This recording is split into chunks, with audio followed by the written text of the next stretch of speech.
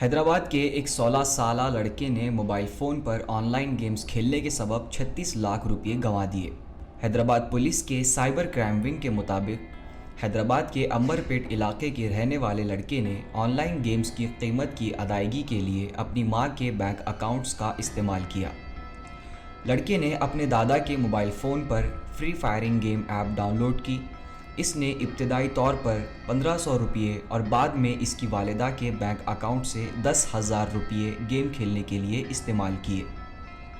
جیسے جیسے وہ گیمز کا عادی ہوتا گیا، اس نے گھر والوں کے علم میں لائے بغیر بھاری رقم خرچ کرنا شروع کر دی۔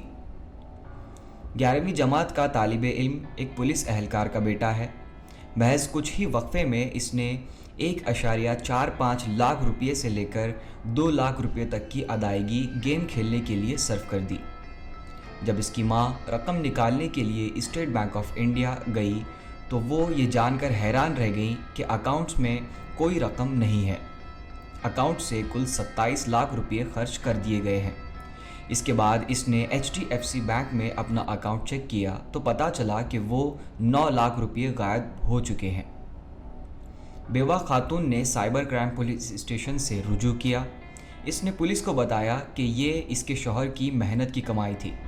رپورٹس کے مطابق خاتون کے شوہر کی موت کے سبب سرکار کی جانب سے معاوضے کے طور پر دیے گئے پیسے 2 بینک اکاؤنٹس میں جمع کیے گئے تھے۔